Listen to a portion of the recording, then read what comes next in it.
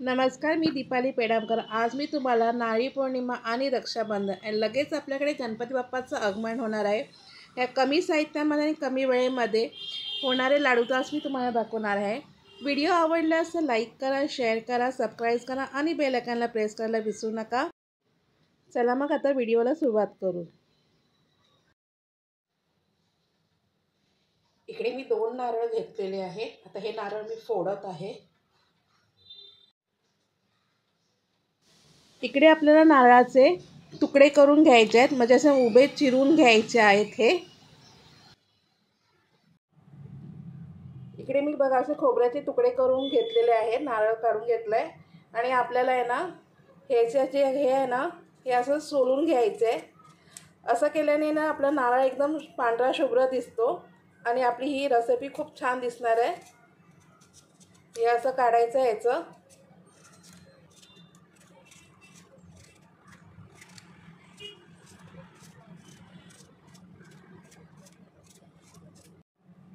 हे आता आपलं काढून झालंय। बाकीचं पण मी असं सर्व करून घेणार आहे आणि ह्याचे आपल्याला आहे ना असे छोटे छोटे तुकडे करून घ्यायचे आहेत। अगदी असे छोटे छोटे तुकडे करून ना घ्यायचे आहे। ते मिक्सरला ग्राइंड करायचे आहे। तर मी असे छोटे छोटे तुकडे करून घेते, मग तुम्हाला बाकीचं दाखवते। इकडे बघा मी छोटे छोटे तुकडे करून घेतलेले आहेत। आता हे आपल्याला मिक्सरला फिरवायचे आहेत बंद चालू मोडवरती आणि ती आपल्याला एकदम पेस्ट करून घ्यायची आहे। तर आता हे मी मिक्सरला लावून घेते।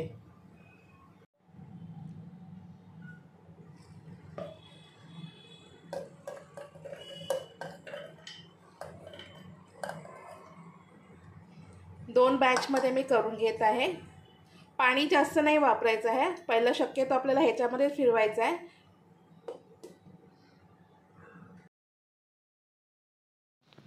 इकडे मी मिक्सरला फिरवून घेतलेलं आहे। हे बघा याची अशा प्रकारे बारीक पेस्ट करून घ्यायची आहे। जास्त जाड नाही करायची आहे, अशी पातळशी अशी पेस्ट करून घ्यायची आहे।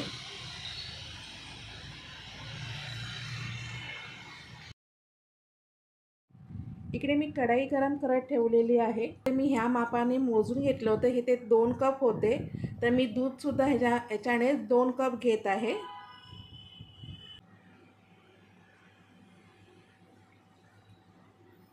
दूध हा आपला नॉर्मल घरामध्ये एकदाच जे आपण बॉईल केलेला असं तोच आहे। हा दुसरा कप।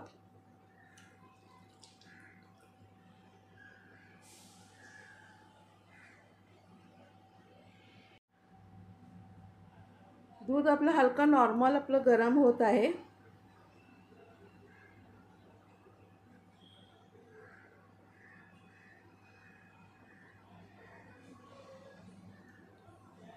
दूध आपलं आता गरम झालेलं आहे थोडंफार। तर मी याच्यामध्ये मी 1 कप हाफची मी साखर टाकत आहे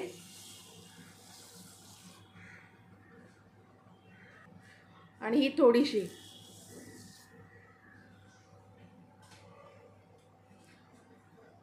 आता याच्यामध्ये आपल्याला साखर चांगली हलवून घ्यायची आहे। गॅस आपल्याला मीडियम लोच ठेवायचा आहे, जास्त फास्ट नाही करायचं आहे। इकडे आपलं दूध हलकं असं गरम झालेलं आहे। तर आता ह्या स्टेजला आपण याच्यामध्ये जे नारळ आपण मिक्सरला ग्राइंडर करून ठेवलं होतं ते आता याच्यामध्ये आपण टाकूया।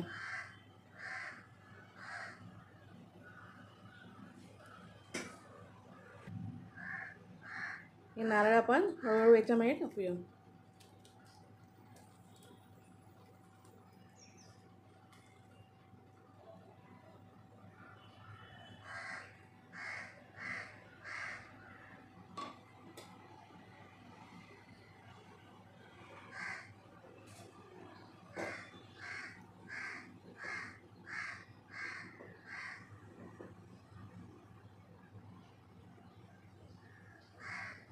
मीडियम गॅसवरतीच हे आपल्याला करायचं आहे, जास्त फास्ट गॅसवर नाही करायचं आहे।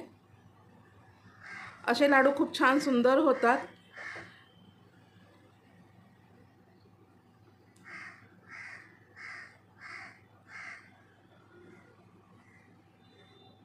आणि हे आपल्याला सतत असं हलवत राहायचं आहे।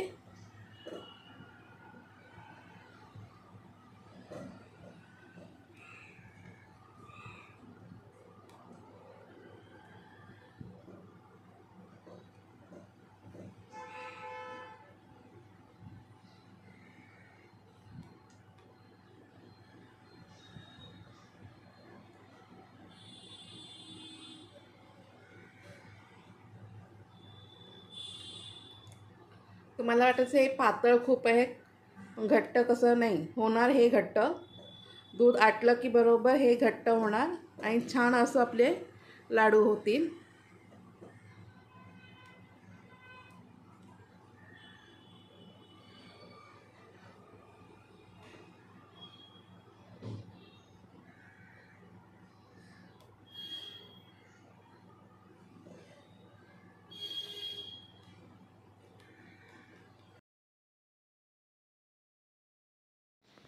याच्यामध्ये आपल्याला मावा, मैदा, मिल्क पावडर किंवा रवा याचा का आपल्याला वापर करायचा नाही आहे.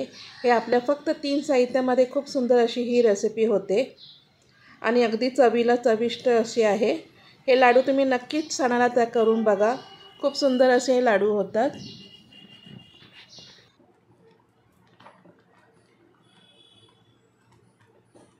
इकडे बघता हलकं हलकं आपलं दूध आता आटत आलेलं आहे.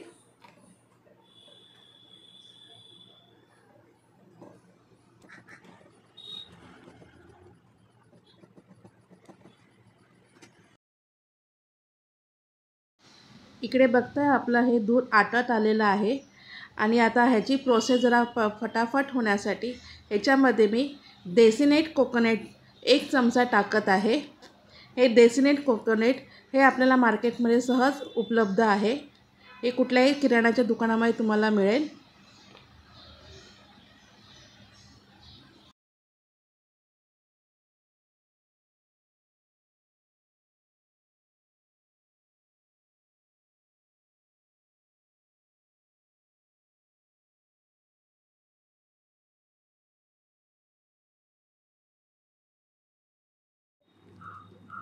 देसीनेट कोकोनट टाकल्यामुळे बघा पटापट हे आटायला लागलं आहे.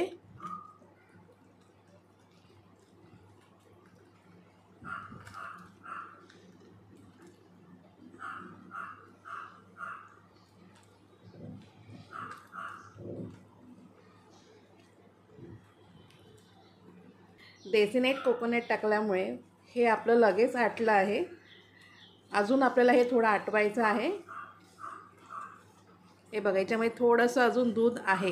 हे बघा, तर आपल्याला हे आणखीन आटवून घ्यायचं आहे. तर ह्याच्यामध्ये मी 1 चमचा देसीनेट कोकोनट अजून टाकत आहे.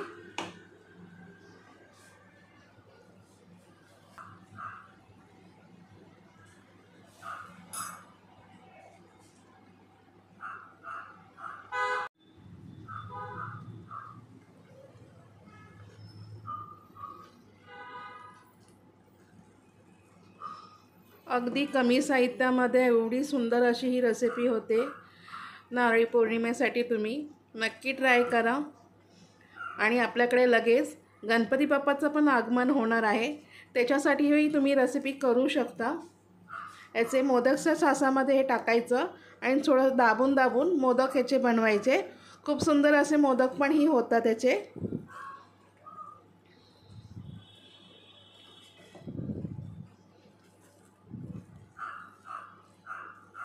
हे बघा, हे थोडंसं अजून आटायचं आहे. याच्यामध्ये आणखीन थोडे बबल्स येत आहेत, तर मी हे आणखीन थोडे आटवून घेत आहे.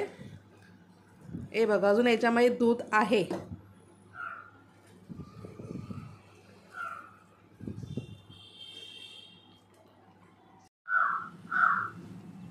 हे बघा, हे आपलं छानपैकी आता आटलेलं आहे. तुम्हाला एक मी वैशिष्ट्य सांगते माझ्याकडचं. मी जेव्हा पण रेसिपी बनवायला घेते ना, व्हिडिओ शूट करत असते, नेमके हे कावळे ओरडत असतात. माझे भरपूरसे व्हिडिओमध्ये कावळ्यांचा आवाज आहे. तुम्हाला दाखवते मी कॅमेरावर करून. इथे आमच्या समोर भरपूर असे झाड आहेत. दिसवून माझ्या ह्या खिडकीमध्ये हा इथे एवढा मोठा झाड आहे आणि या झाडावर नेहमी कावळे असतात. आणि कावळा कुठेतरी आतमध्ये आहे. हे बघा, नेहमी व्हिडिओ मी शूट करायला घेतलं की हे कावळे ओरडायला लागतात. चला आपल्या रेसिपीकडे.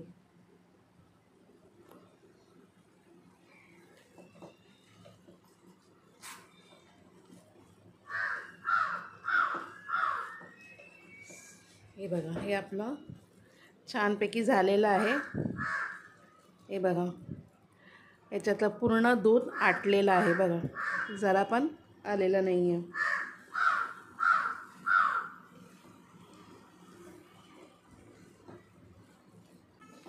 डेसिनेट कोको टाकलं ना की भरपूर हे पटकन असं आटायला लागतात, पण ते आपल्याला शेवटच्या स्टेजला टाकायचे आहेत. आधी नारळ आपल्याला छानपैकी शिजवून घ्यायचं आहे दुधामध्ये.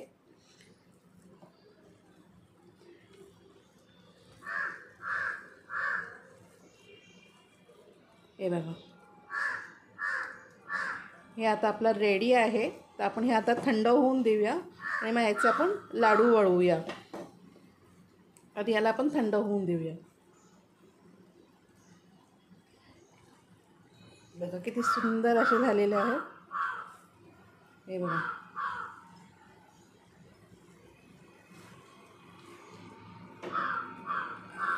छानपैकी आपलं आटलेलं आहे हे दूध.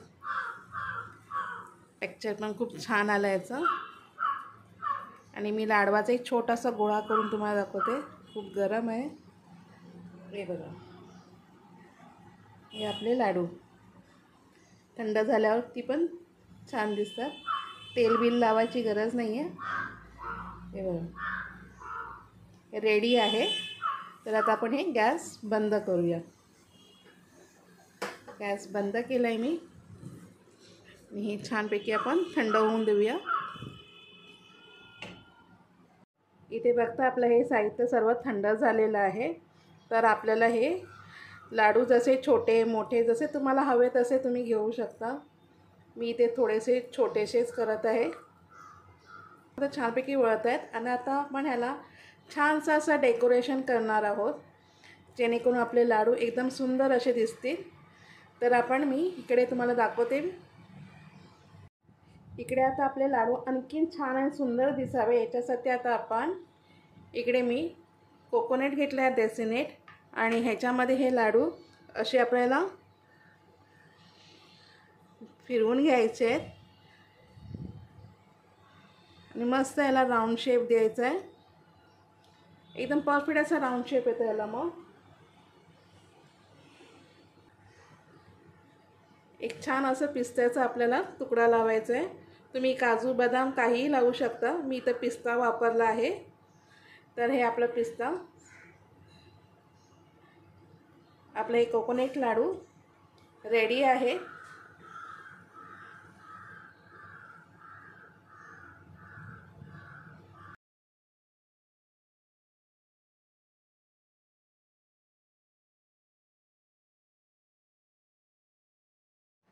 हे अशा प्रकारे आपल्याला लाडू करायचे आहेत. बाकीचे मी सर्व लाडू असे करून घेत आहे.